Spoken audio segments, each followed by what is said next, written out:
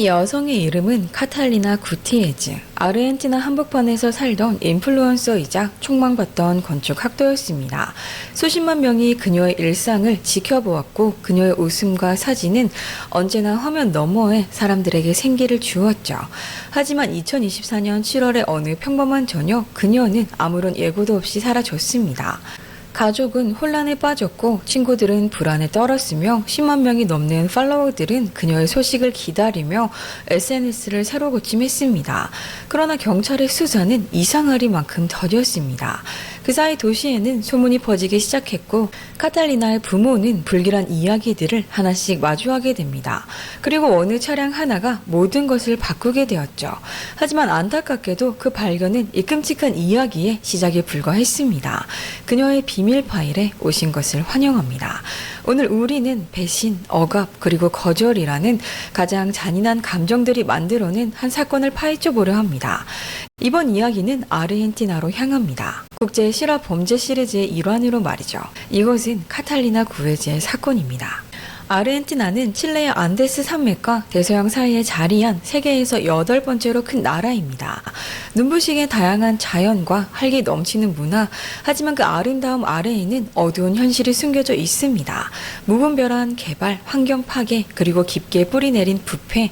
이 나라는 세계 평균보다 훨씬 높은 범죄율을 기록하고 있으며 살인율 역시 전 세계 상위권에 속합니다. 이야기는 2023년 활기찬 도시 코르도바에서 시작됩니다. 수도 부에노스아이레스에서 약 500km 떨어진 이 도시는 경제, 정치, 교육의 중심지로 아르헨티나에서 가장 부유한 도시 중 하나로 알려져 있습니다. 하지만 동시에 절도, 사기, 마약, 살인이 끊이지 않는 곳이기도 하죠.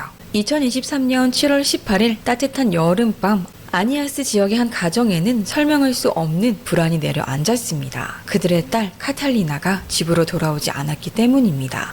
시간이 흐르고 밤이 깊어가도 그녀는 나타나지 않았습니다. 전화는 받지 않았고 메시지는 읽히지 않았죠. 카탈리나를 아는 사람이라면 이것이 얼마나 이상한 일인지 곧바로 알 수 있었습니다. 그녀는 항상 휴대폰을 손에서 놓지 않았고 연락을 피하는 성격도 아니었으니까요. 밤이 지나고 아침이 와도 상황은 변하지 않았습니다. 그리고 결국 가족은 가장 두려운 선택을 합니다. 경찰서를 찾은 것이었죠. 경찰서에는 카탈리나의 가장 가까운 사람들이 모였습니다. 어머니 엘레노라, 아버지 마르셀로, 언니 루시아, 남자친구 라사로, 그리고 친구들. 그들은 마지막으로 카탈리나를 본 시간이 전날 저녁 9시쯤이었다고 말했습니다. 그녀는 기분이 좋아 보였고 친구들과 볼링을 치기 위해 도심의 쇼핑몰로 향할 예정이었습니다. 집을 나서기 전 그녀는 남자친구에게 아주 밝은 목소리로 음성 메시지를 남겼습니다. 지금 가고 있어. 곧 만나. 하지만 그 약속은 끝내 지켜지지 않았습니다. 그 음성 메시지는 카탈리나가 남긴 마지막 기록이 되었죠. 같은 시각 도시의 다른 지역에서는 또 다른 신고가 접수되고 있었습니다. 정체를 알 수 없는 인물이 밤마다 배회하고 있다는 신고, 그리고 새벽이 되자 도로 옆에 세워진 한 대의 차량이 발견됩니다. 창문은 짙게 가려져 있었고 차량은 훼손된 상태였습니다. 가까이 다가간 사람들은 곧바로 알 수 있었습니다. 이 차량 안에는 정상적인 무언가가 있지 않다는 걸요. 차 안에서는 타는 냄새가 진동했고 그 안에는 차마 말로 옮기기 힘든 끔찍한 진실이 숨겨져 있었습니다. 하지만 그 전에 우리는 묻지 않을 수 없습니다. 카탈리나 구티에즈는 대체 어떤 사람이었을까요? 카탈리나는 2003년 부모 엘레노라와 마르셀로 사이에서 태어났습니다. 언니 루시아와 함께 코르도바 외곽에서 사랑 가득한 가정에서 자랐죠. 아버지 마르셀로는 현지에서 명성이 있는 건축가였고 어머니는 두 딸을 위해 헌신적인 삶을 살았습니다. 자매는 마치 친구처럼 가까웠고 아버지는 늘 말했습니다. 저들은 신이 맺어준 인연 같아. 거의 다투는 법이 없었지. 카탈리나는 아버지를 존경했고 그의 열정을 담고 싶어 했습니다. 음악과 여행을 사랑하던 아버지는 어린 딸에게 기타를 가르쳐 주었고 카탈리나는 그 악기를 청소년기 내내 곁에 두었습니다. 아버지의 영향으로 카탈리나는 건축가라는 꿈을 품게 됩니다. 고등학교를 졸업한 뒤 그 꿈은 현실이 되었고 그녀는 코르도바 대학교 건축학과에 진학했습니다. 하지만 카탈리나는 그저 공부만 잘하는 학생이 아니었습니다. 주변 사람들은 그녀를 이렇게 기억합니다. 항상 밝고 사람들과 잘 어울리며 자신감이 넘치던 사람. 카탈리나가 있는 곳에는 언제나 웃음이 있었고 사람들은 특별한 이유가 없어도 자연스럽게 그녀에게 마음이 끌렸다고 말합니다. 그 매력은 온라인에서도 그대로 드러났습니다. 카탈리나는 인스타그램과 틱톡을 통해 패션, 여행, 일상을 공유했고 그 결과 인스타그램 팔로워 10만 명 이상, 틱톡 3만 5천 명 이상을 모으게 됩니다. 지역 브랜드와의 협찬, 경제적 자립, 그리고 학업을 이어갈 수 있는 기반, 그녀의 삶은 앞으로만 나아가는 것처럼 보였습니다. 하지만 어떤 만남은 곧 운명을 바꾸고 나죠. 그리고 그 만남이 곧 이 모든 비극의 시작이 됩니다. 대학교에 진학하면서 카탈리나는 새로운 인연을 만나게 됩니다. 이름은 라사로. 그 역시 건축을 공부하고 있었고 그 둘은 깊은 기독교 신앙이라는 공통점을 가지고 있었습니다. 대화는 자연스럽게 이어졌고 관계는 빠르게 깊어졌습니다. 곧 연인이 되었고 주변 사람들은 그들이 얼마나 서로에게 빠져 있었는지 단번에 알아볼 수 있었습니다. 카탈리나는 연애 사실을 숨기지 않았고 둘은 함께한 순간들을 SNS에 공개적으로 공유했습니다. 그리고 그녀가 실종된 그날 밤 카탈리나가 마지막으로 남긴 메시지는 바로 라사로에게 보내진 것이었습니다. 짧지만 분명한 음성 메시지. 지금 가는 중이야 내 사랑. 곧 보자. 그 메시지는 라사로가 듣게 된 그녀의 마지막 목소리가 됩니다. 라사로는 자연스럽게 주요 참고인으로 분류되었지만 그의 알리바이는 완벽했습니다. 그는 쇼핑센터 한가운데에 있었고 수많은 CCTV와 목격자들이 이를 입증했습니다. 경찰은 그를 빠르게 배제합니다. 하지만 문제는 그 다음이었습니다. 카탈리나는 성인이었고 실종된 지 24시간이 지나지 않았다는 이유로 경찰은 사건에 적극적으로 개입하지 않았습니다. 범죄가 잦은 도시 그리고 우선순위에서 밀려난 한 실종 사건. 그러나 가족은 알고 있었습니다. 카탈리나는 아무 말 없이 사라질 아이가 아니라는 걸요. 가족은 직접 움직이기 시작합니다. 카탈리나는 어머니의 은색 르노 클리오를 타고 집을 나섰고 친구 네스토를 태운 뒤 쇼핑센터로 갈 계획이었습니다. 카탈리나의 어머니가 네스토에게 전화를 걸어 확인했을 때 네스토는 카탈리나가 실제로 오지 않았고 그래서 자신을 태우러 오지 않았다고 말했습니다. 그의 집 앞 거리에는 특별한 이상도 없었다고 했습니다. 그리고 뭔가 이상하다는 걸 느낀 네스토는 아침이 되자 라사로에게 연락하기로 했습니다. 그 무렵 라사로는 이미 여자친구를 심하게 걱정하고 있었고 두 사람은 함께 카탈리나를 찾아 나섰습니다. 하지만 안타깝게도 아무리 찾아도 그녀의 흔적은 발견되지 않았습니다. 정오가 되자 그들은 가족과 함께 경찰서로 향했습니다. 실종 신고서를 작성하던 중 카탈리나의 언니 루시아는 안전을 위해 서로 휴대폰으로 위치 공유를 항상 하고 있었다고 밝혔습니다.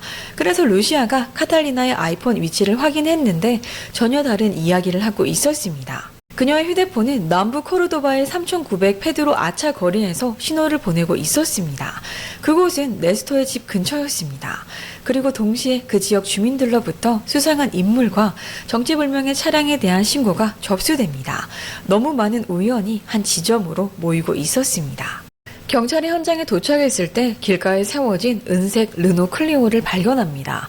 그리고 그들이 발견한 것은 카탈리나 구에라스 가족의 삶을 돌이킬 수 없을 만큼 산산이 부숴버릴 충격적인 진실이었습니다. 차량 뒷좌석 그곳에는 불에 그을린 젊은 여성의 시신이 있었습니다. 그녀는 카탈리나였습니다. 불은 증거를 없애기 위한 시도였을 뿐 사인은 화재가 아니었습니다.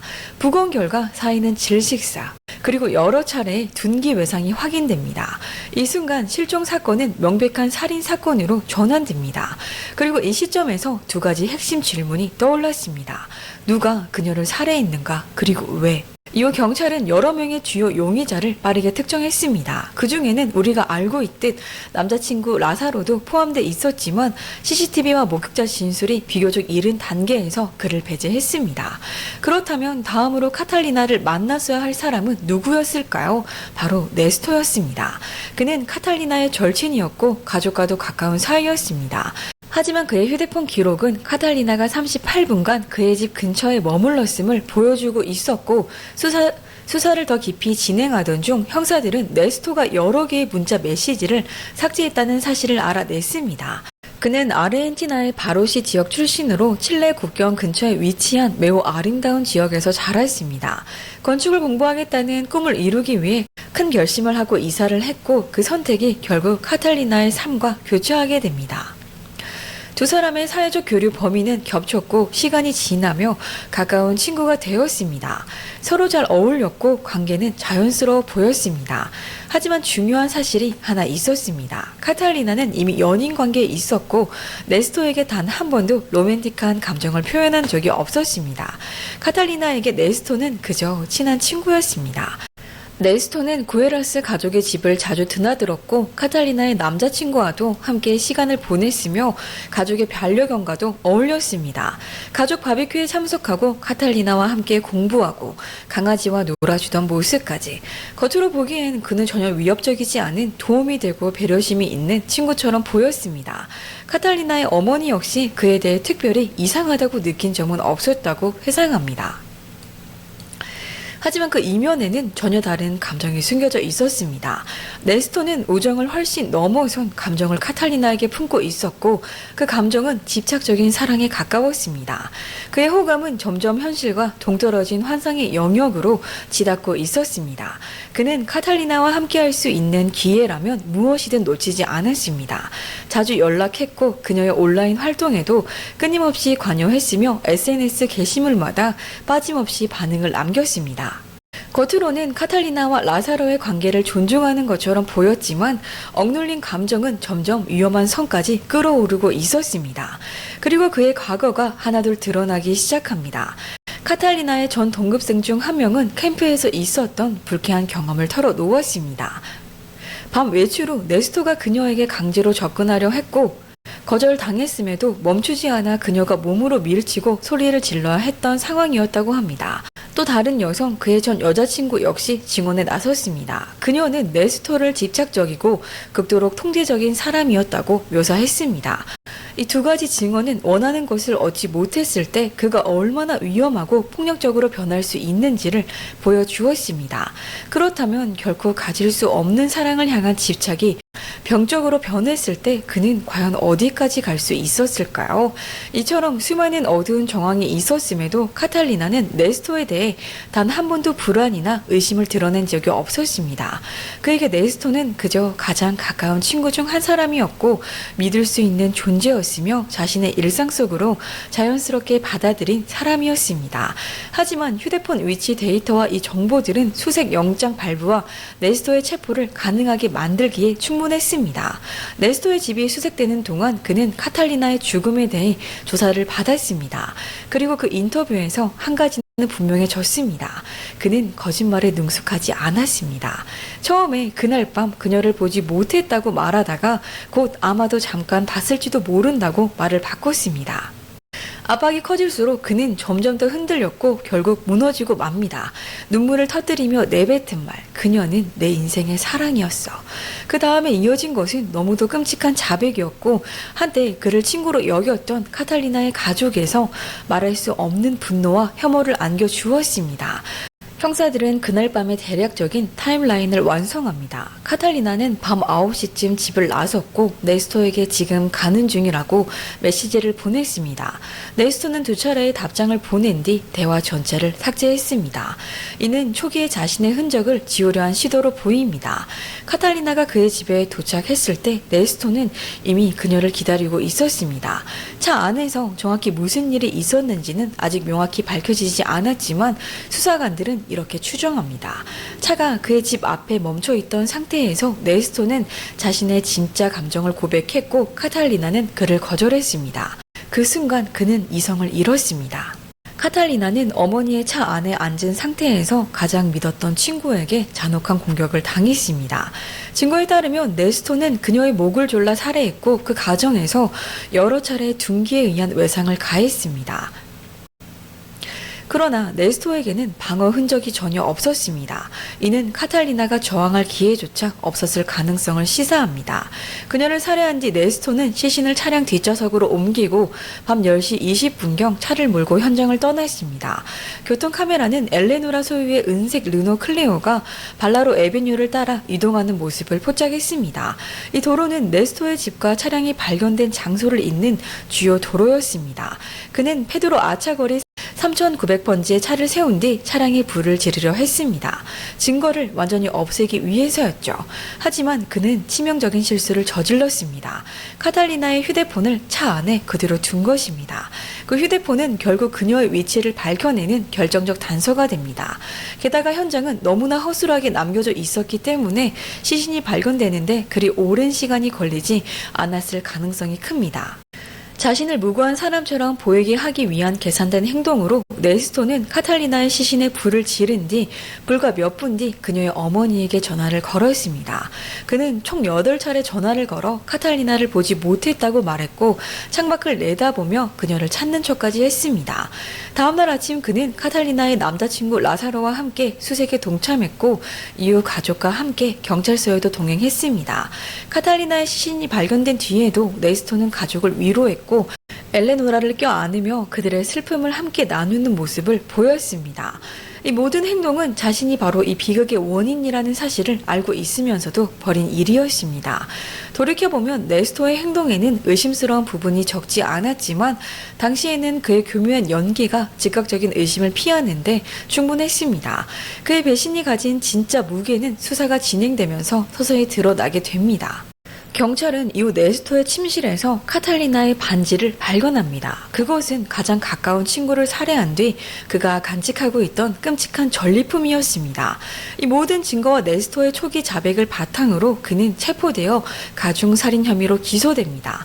초기 자백은 증거로 제출되었지만 법적 절차가 시작되고 변호인을 선임한 이후 네스토는 추가적인 녹취 진술이나 자백을 모두 거부했습니다. 그는 다른 수감자들로부터 살해 협박을 자주 받고 있으며 나이가 어리고 체구가 왜소한 편이기 때문에 폭력이나 강압에 취약한 인물로 분류되고 있습니다. 이 때문에 대부분의 시간 동안 다른 수감자들과 분리된 상태로 관리되고 있습니다. 수사 당국은 이후 성별 기반 폭력 혐의를 추가로 적용했습니다.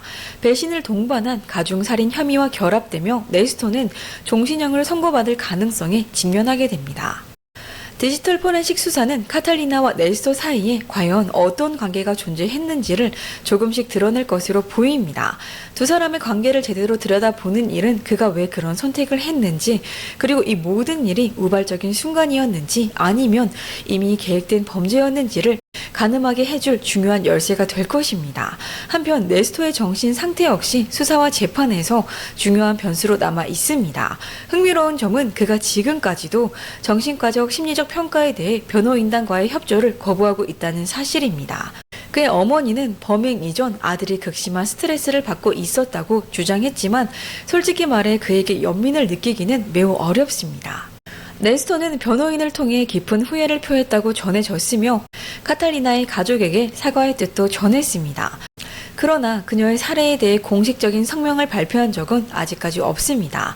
카탈리나와 네스토 두 사람 모두 아직 젊었고 지적이며 앞으로 펼쳐질 가능성이 무한해 보였던 인물들이었습니다. 그렇게 이 비극은 단순한 사건을 넘어 아르헨티나 사회 전체에 더 큰 충격과 혼란을 안겨주었습니다. 카탈리나의 아버지는 기자들에게 이렇게 말했습니다. 나는 지금 깊은 고통 속에 있습니다. 도무지 이해할 수가 없어요. 내가 바라는 건 오직 정의뿐이며 그 사람이 평생 감옥에서 그 죗값을 치르길 바랍니다. 그는 이 사회에서 살 자격이 없습니다. 개강 첫날 강의실에는 빈 의자 하나가 놓였습니다. 의자 위에는 짧은 문구가 적혀 있었습니다. 카탈리나는 여기에 있어야 했다. 온라인에서도 카탈리나를 기억하는 사람들이 추모 메시지를 남겼고 그녀를 불쌍한 천사라고 부르며 정의를 요구했습니다. 하지만 가족에게 이 상실은 그 어떤 말로도 가늠할 수 없는 고통입니다. 그들이 기억하는 카탈리나는 항상 밝고 관대하며 사랑이 많던 사람이었습니다. 밝은 미래를 품고 있던 성실한 학생이었으며 그녀는 주변의 행복과 따뜻함을 전하고 음악처럼 사람들의 마음에 남는 존재였습니다.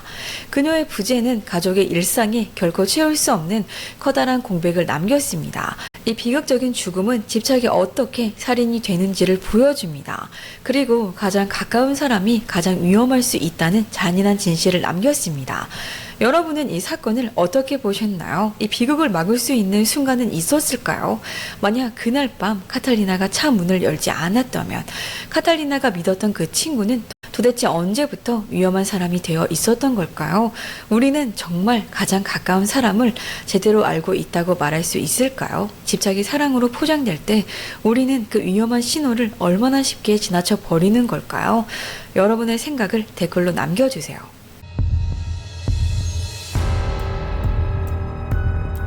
카탈리나, 당신의 이야기는 이렇게 끝났지만 기억하는 사람들 속에서는 여전히 살아 있습니다.